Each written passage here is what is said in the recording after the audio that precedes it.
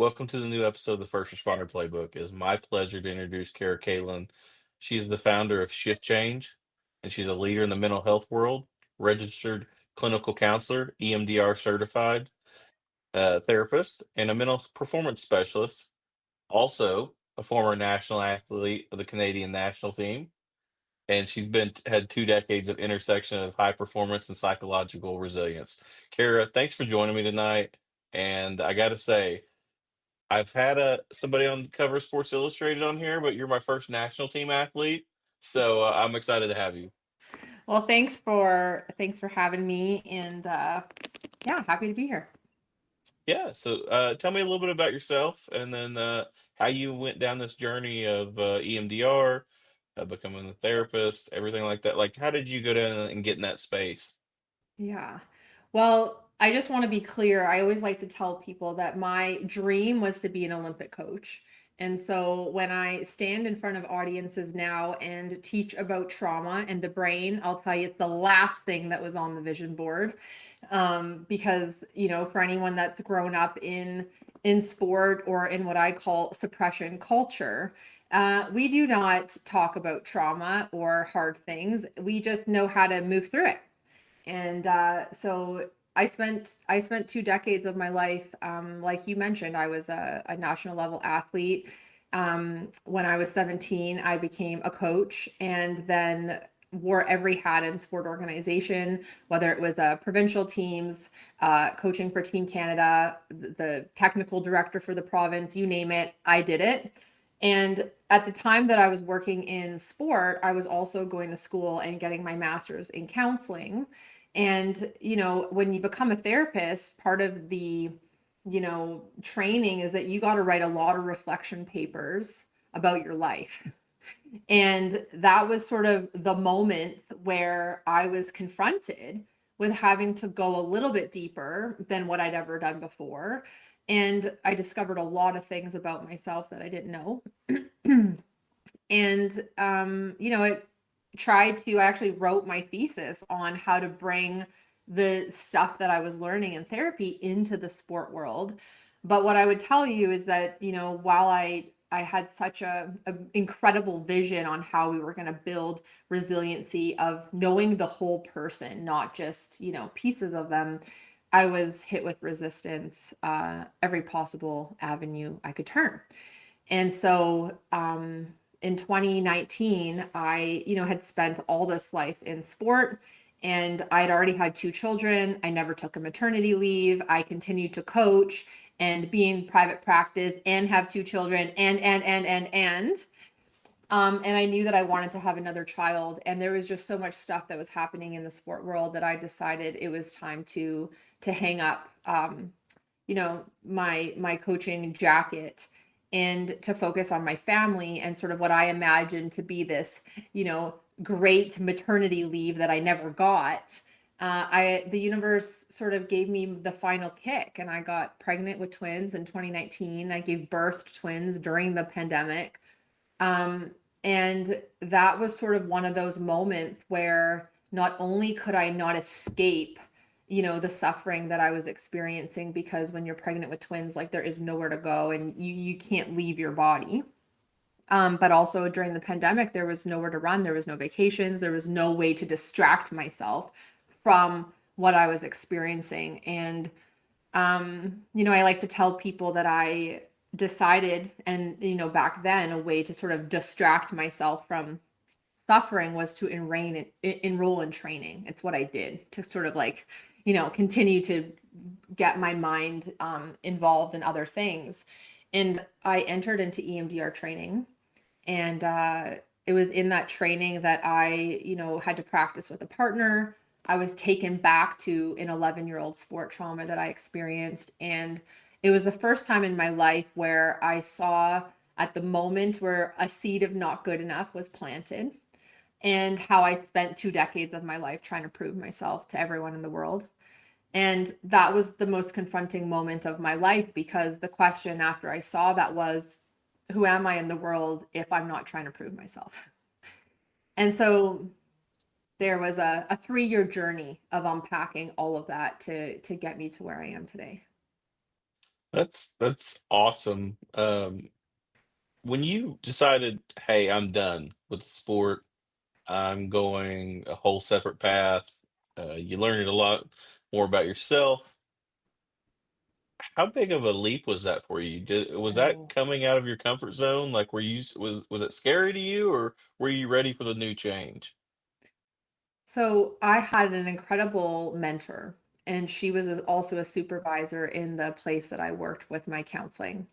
And I had sat on her couch and had shared with her, when you're in the world of sport, there's a lot of things that go on in spaces that, you don't really know unless you've sort of been in sport. And she looked at me and she said, "This dream that you have of being an Olympic coach, is it worth more to you than your children?" Like she just straight up asked me that. And I knew that it wasn't, but that dream was so important to me. And one of the things I haven't shared is that when I was 14, my dad was diagnosed with cancer. When he was 18, he passed away. And when my dad passed away, he was the president of the Synchronized Swimming Club. And we had a dream of me going to the Olympics together. So there was this like unspoken contract that I was holding ultimately to prove not just to myself but to my dad that was no longer here with us, that I was going to do this thing. And so I was willing to put myself in lots of spaces and moments that were really unhealthy for me, but I was willing to do it because I wanted to see that through. And so when her name was Dawn Schuler, when she asked me that, I made a decision like, no, this dream's not more important than my children. And so, my 35th birthday, I actually flew to Hawaii. And I decided I was going to release this contract with my dad. And after my dad passed away, we had taken his ashes to Hawaii. And so I went back into the water and decided I was going to sort of do this releasing of this contract with him, because it was really like it was so deep inside of who I was. I was so committed to it. And once I released it, I said to my dad in my own way, like, I'm going to get there. It's just not in this way. I'm going to go to those Olympics. I'm just not going to go wearing the hat. But somehow, some way, before I die, we're getting there. And so I walked away, and it was a life I'd only known, you know? And so much of proving myself, of sort of being in a world where your success is measured in every competition, in every achievement, in every award. And so when you leave something like that you've spent your whole life in, to be honest with you, it took me about a year to try and figure out like how do I be in the world when I'm not at like achieving something? Like how do I do that? It feels so weird, right? Because every day you're measuring up against something. So I didn't see it. I mean, when you just asked me that, I can think about other moments that leaped. But actually, I think, you asking me that question, I think, yeah, it was actually a really big thing to just walk away. Yeah. I I understand that because it's not obviously an apples to apples comparison, but in Oklahoma, especially, football's king, and so every kid growing up, we play football or baseball, basketball, and so we all grew up playing those team sports. But it translates as we grow into adults, especially into the first responder, especially in the law enforcement community, in that we're such type A personalities that we're out there competing against each other all the time, whether it's, hey, we're gonna go catch the most bad guys today, or hey, we're gonna go find the most stolen cars. And it's such a grind. For 10 years, I told myself that I'm a cop. And I love being a cop, still to this day, 100% do. But I've had to change my mindset in the past 6 months after going through some coaching training and, other stuff like that and learning more about it. In that I really need to ask myself, am I a cop or do I like helping people? And those Mm, aren't the same thing. yeah. And so it's taken me the past 6 months to really, I don't want to say disassociate from being a cop because I love going to work every day. But I like helping people more than I like being a cop. And whether that's helping people as a cop or helping people in coaching situations or, helping somebody change a tire, I need to start thinking more of that mindset of I want to help people. And so I totally get that because for 10 years, every day I go to work and man, you know what? Me and my buddies, we're out here competing. We want to do the best job that we can every day. And if we're not, then, man, you're being lazy there. You're not doing your job and it drains on you. You get so worn out. And then when it changes, you're like, what do I do with myself? Yeah. Like, and it's taken some time for sure. But, now that I've changed that mindset, I feel so much better because I'm like, okay, well, I'm not just and that's kinda how I ended up in with this podcast, is I wanna help people. I don't wanna just do, you know, see bad guy, take bad guy to jail, like, I wanna help people. And so, yeah, I wholeheartedly, get that. I love So that. so tell me, um, for the people that are not familiar with EMDR, tell them a little bit about that, and especially to my first responder people, tell them how that could be beneficial to them. Yeah. So, what I want to say is, I've spent the last year trying to find a way to explain this in the most simple way. And, when you leave academic therapy world in a sense where now, with shift change coming into the world and trying to explain what I do to people, I feel like I'm getting really close. So, the most complicated thing is what it stands for: eye movement desensitization and reprocessing. Now, when it was originally founded, people were doing EMDR one to one in session, and they were using the eyes to track and work through distressing or traumatic experiences. What I like to tell people, though, is that when we experience a stressful or traumatic incident, that gets stamped in the right hemisphere of the brain. So I want you to think about our brain in two sections. We've got the right brain and the left brain. So every trauma, stress, smell, sight, sound, lots of first responders can be triggered by the light. I don't know, wherever you are, like red light, blue light, whatever the light is. They might be triggered by the sound of something coming in. There might be a sound on the mic. There's all ways that we can sense something besides just seeing something. Okay. So whether we have seen something traumatic, we've smelt something traumatic, we've heard something traumatic, any of those ways our body has sensed trauma, it gets stuck in the right hemisphere. And the right hemisphere is connected to everything physical in our body. Now, the left side of the brain is the logic side. Now, if we go back to what I was saying about growing up in suppression culture, tough people culture, we have all learned to believe that we can outthink hard things. But guess what? If the right side is holding trauma, the left side goes offline. And so EMDR, what it does is it brings stuck trauma from the right side of the brain and it bridges it and brings it to the left side. Now, when the two sides of the hemisphere start talking, what it does is it helps to take the distress or I like to call it charge. And when I mean charge, it's activation in our system. It sucks the charge and activation out of our system, and it makes the image, the sound, the smell neutral. And at the same time that it takes the charge out, it makes it so that we can see the event in a full picture.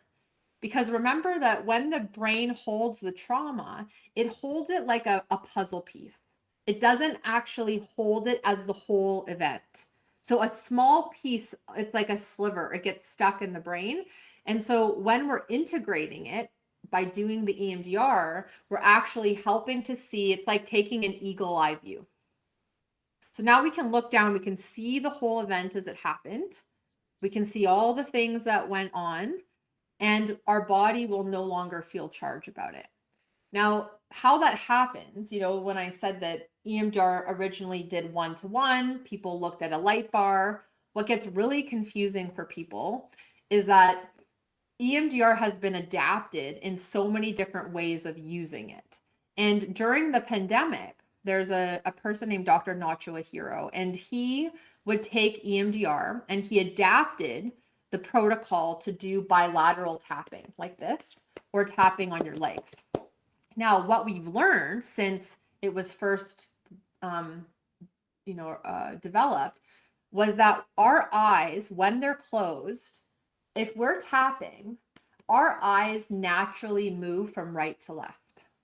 Okay, so lots of people go, eye movement. So what are we doing? We're doing something weird with our eyes. No, our eyes naturally move right to left when they're closed and we're tapping bilaterally on our body. And so when we tap bilaterally, we actually also are helping take the charge out of the system. And so Dr. Nacho in 2020, when we went into the pandemic, he had been taking this protocol into gymnasiums after mass shootings. And he was bringing people who'd been traumatized and applying this protocol. And then when the world shut down and everyone could no longer gather, he had to adopt it to be able to do it online via Zoom so that he could still help people. And so from, all of these things that sort of have happened, EMDR sort of has adapted as, the needs of the world have adapted. And now the World Health Organization and, the Veterans Affairs use EMDR as the trauma modality to use in any crisis or trauma. That's awesome.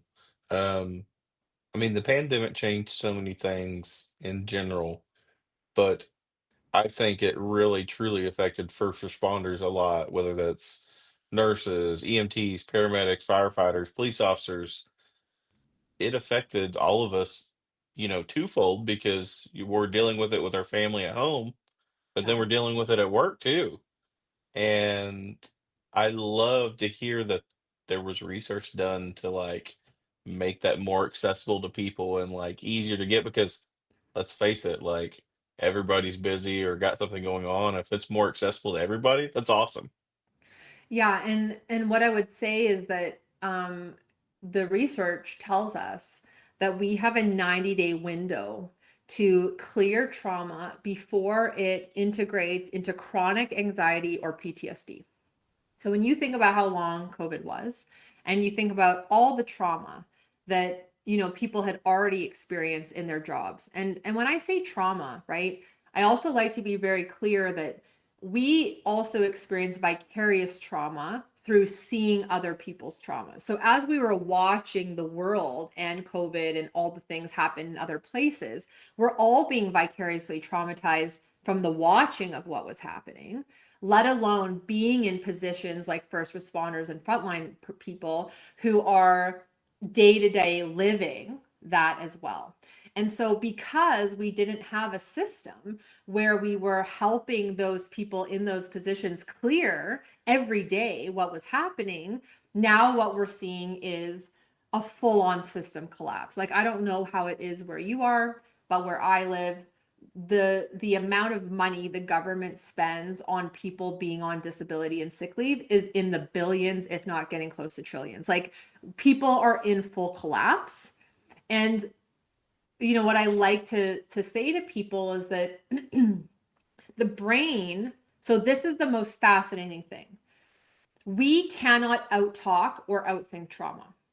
And as a person who grew up in a sports system and was told that you just outthink that thing, here's how you do it, here's all these techniques. When I learned that, and when I learned that all these experiences get imprinted and we don't get to decide what gets imprinted, we have zero control over how our system holds stuff. And so when I tell people that, it's not, it no longer becomes like, well, I'm strong and they're weak. It's actually, okay, what's my system holding? What's their system holding? Everybody's system is holding. Like, we're not going to deny that. And even the folks that, want to or believe that, they're okay, that's all right. They can believe that. I believe that people come when they're ready. And the cool thing about getting trained in Dr. Nacho's protocol, and this is where I've been able to again take what already exists in the world and then adapt. And all of the folks that I worked with who were high, elite athletes and my first responders, a lot of them being men, said, well, I'm not going to come into a group space if people can see me. Now, great in the therapy world, when people are in trauma disaster zones, everybody's willing to come into a gymnasium. But now you go and talk about our frontline, our first responders who have grown up in a culture where we don't talk about it, where we're not going to show people that we're suffering. That's the culture that exists. And so we created at Shift Change what we call the Shift Method. And it's a virtual place so that people come, and we created it to be anonymous.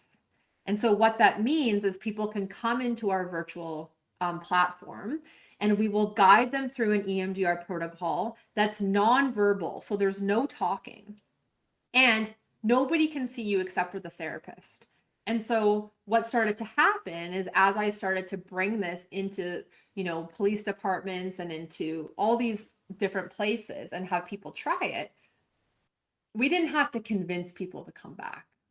They came one time, they saw how different they felt in 1 hour, and they were coming again and coming again. And not only that, which I didn't know that this was like a badge I could hold on to, but after every session, my Zoom gives a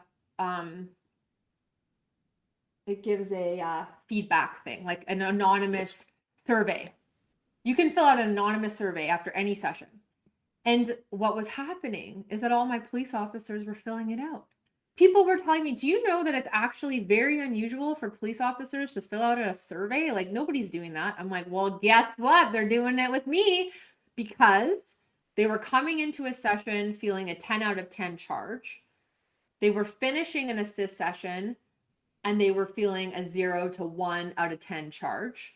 Every single person felt like the fact that they didn't have to tell me what was happening was incredible. The fact that nobody could see them was incredible. And all of them said, I had no idea that I was holding what I was holding until the session was done. And so I have all these testimonials that just started to build, proof of concept into the business that I built. And it's been amazing, it's been amazing ever since. So I've talked about it a few times on the podcast, but it's very you hit on something that I don't think most first responders want to admit. But every person's limit is different, and so Yes. how they process that trauma, how they receive it, hold it, it's all different. Um, I've always felt like I was very good at self-regulation, um, so it would never happen to me. Yeah. Um, I had been a cop about 5 years, and I'll never forget. I lived by myself. I was sitting at home playing Xbox, playing NBA 2K, and I started feeling hot all over, and then my chest started hurting, and I thought I was having a heart attack at 30, and I was like, "Oh my god, I'm dying." And so Yeah. I called my mom, and she didn't laugh at me, but she's like, "You're not having a heart attack. You're too young for that." I'm like, "No, I'm telling you, I need to go to the hospital." And she took me to the hospital, and after about an hour and a half, the doctor came in. He's like, "Hey, you ever had a panic attack?" Yeah. I'm like, "Doc, why would you say that? I'm a cop. I would never have a panic attack. Not me." And he's like, "Well, you did tonight." And that's when I realized that if it could happen to me, it could Yeah. happen to anybody. Yeah. And there are a lot of first responders who've seen a lot of way worse stuff than I have. And I've seen a lot of jacked up stuff. Um, and like I said, if it could happen to me, it can happen to anybody. And, I'm going to tell on myself. I was involved in a critical incident, and my agency said, "Hey, you need to go see somebody before you come back to work." My partner went. I did not. Yeah. Um, but they didn't follow up with me and say, "Hey, did you actually go?" Yeah. And looking back on that, it bothers me that they never cared enough to follow up with me and say, "Did you actually go? Where's your paperwork?" Now, my partner did. He went through EMDR and he loved it. And he actually is, I truly think he's changed his whole persona in life, Yes. because he had a lot of demons, Yeah. and he has turned his life around, I think. Um, but it would have never happened if he wouldn't went through EMDR. Now, I didn't actually go, and I look back on it, I'm like, man, I should have went, and I probably still should. But my goal is that if somebody listens to this, don't Yeah. be like me. Go. If you need that help, go. There's so many people out there that want to help you. Um, we see a lot of messed up stuff. Don't let that. I always say, don't let your cup run over and like overfill and start spilling everywhere, because at that point it's really hard to bring it back in. Yeah. You know what I want to touch on that you raised a great point, and I've been trying to do a lot of education about this.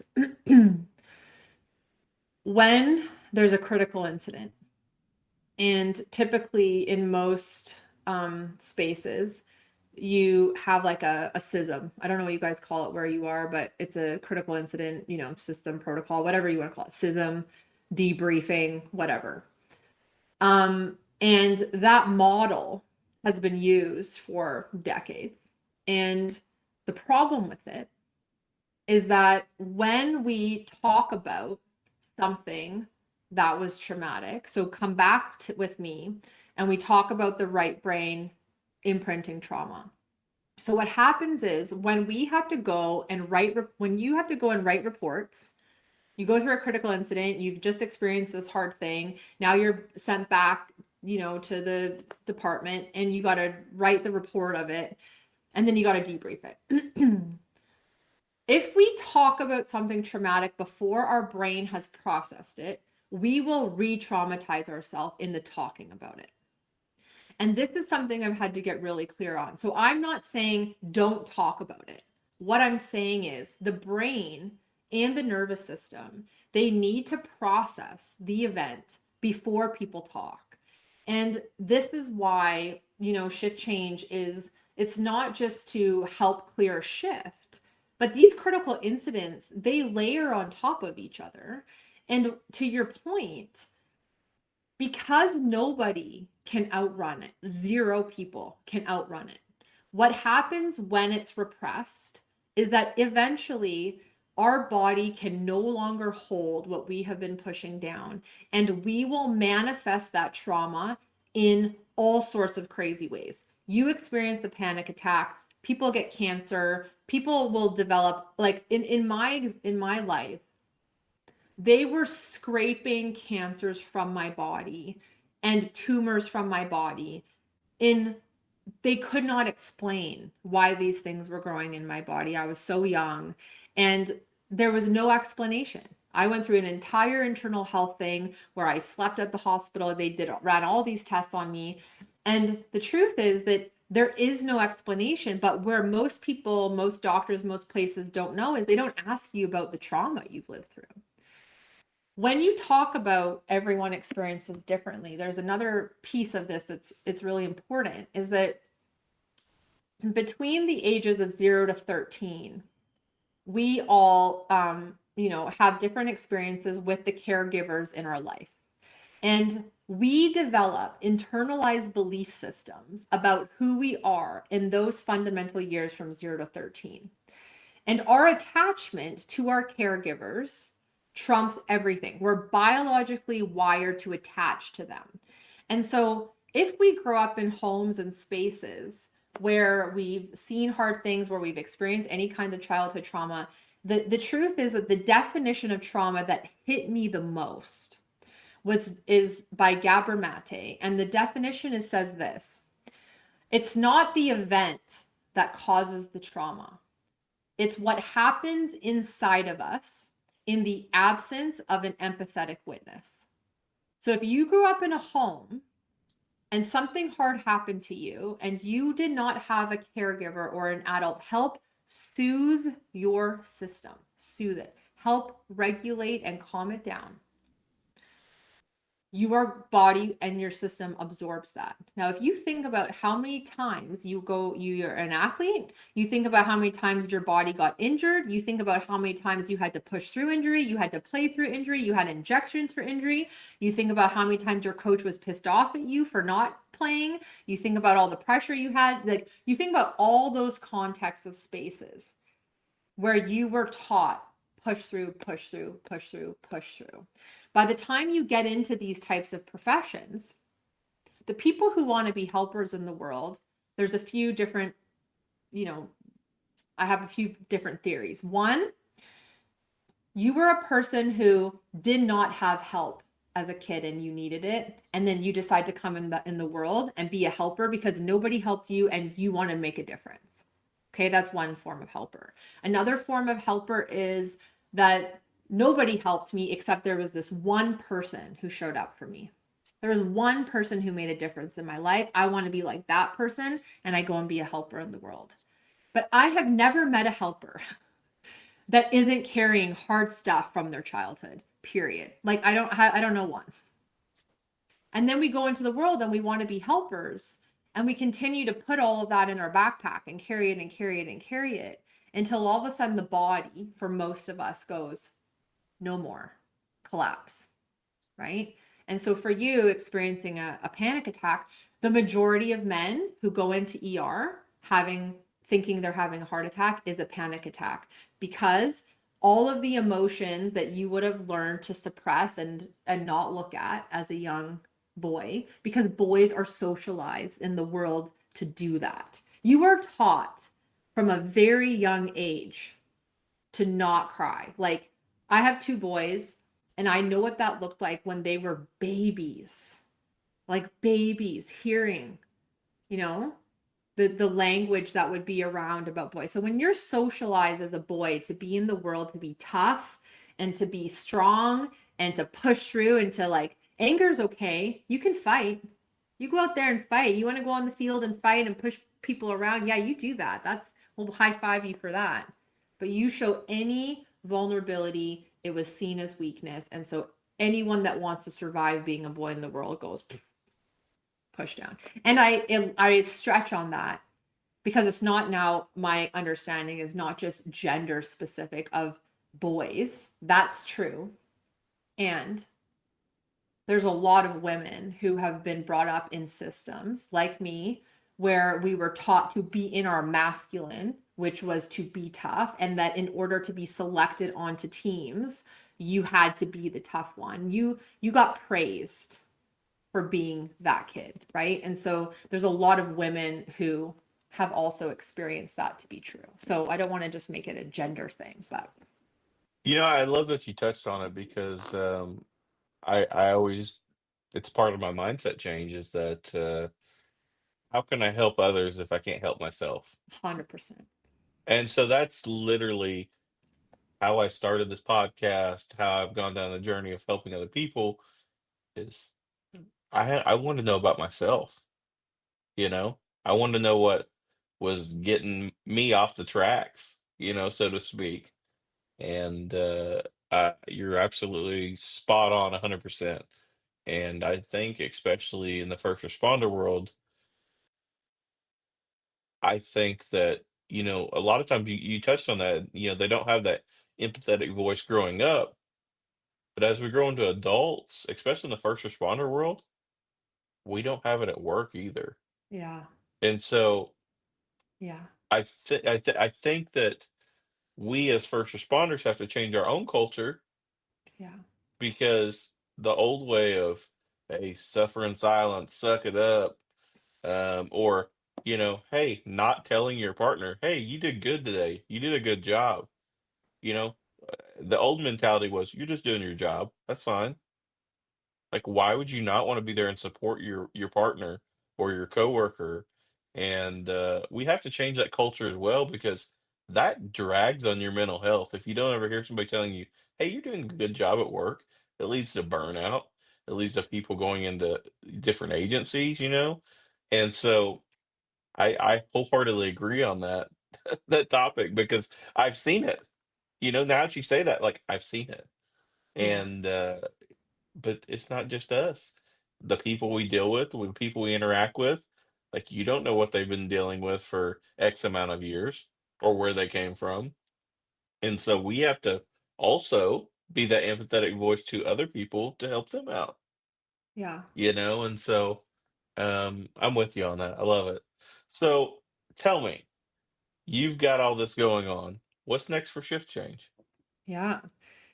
Well, this last month has been wild because I mentioned to you before, we spent the last 10 months running sessions with a police department here in British Columbia, and it was approved to finally be implemented into their 2026 year.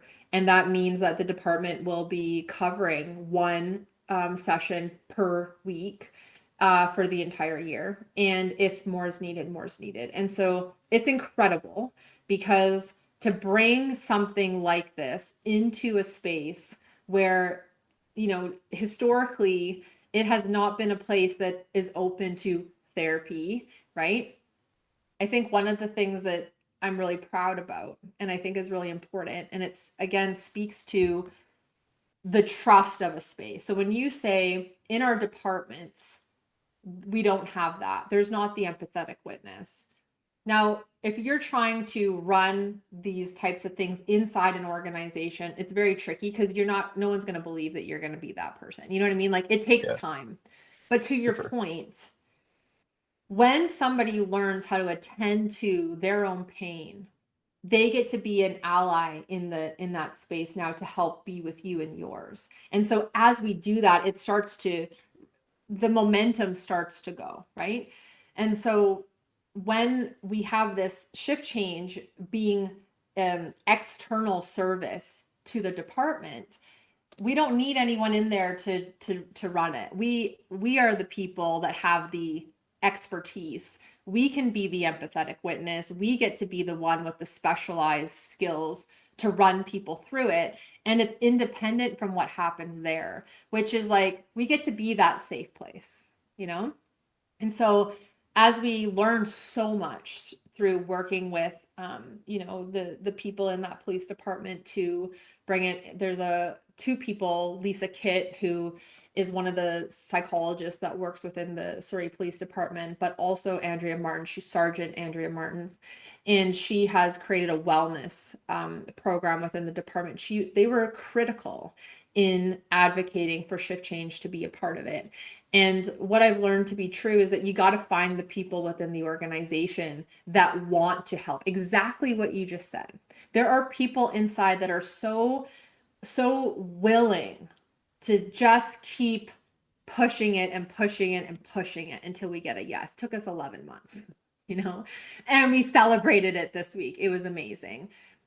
We have been able to get into other spaces too where we believe that the departments, it should be a part of what the department pays for. It's not a thing where we say, hey, you have benefits. And I don't know, in the US, you guys, it's a little bit different over there, but lots of spaces say, hey, this is your problem, you go pay for it. And I believe that we have a legal and ethical obligation to keep our people well, and especially the people who work in spaces where they are the protectors and the helpers of everybody out there. Because if we lose all those people, who's going to be out there taking care of things? Who are we going to have? At some point, the well runs dry, you know? And as I see it right now, since the pandemic, we've got so many bodies in the ocean that are drowning, so many, that we got to just pull as many as we can out. And if we can start now getting into a place of being able to help those folks and being at the forefront of early intervention. So every person who comes in for the first time learns about this, learns about the brain, learns about how to process it. We get to help those people never get to the end of the line. Do you know what I mean? Because they Yep. now learn that this is a part of the job. It's not maybe you're going to have PTSD. You will have PTSD. you know? It's not maybe or it's yeah, we know the research tells us you will. Yep. I agree wholeheartedly. And I will be your biggest champion there because I wholeheartedly agree. Thank you. Um, so where can everybody reach out to you at if they're interested in your services? What's the best way to get in contact with you? Yeah, it's www.shiftchange.life. And you can log on. We run sessions every day, and we are insured to help people all over the world. So no matter where you Awesome. are, you can log in. That's awesome. I love it. Well, Kara, you are always welcome back, Thank and you. I encourage you to keep up the good fight. Thank you. Thank you. You as well. I appreciate it. Have a good night. Thanks. You too.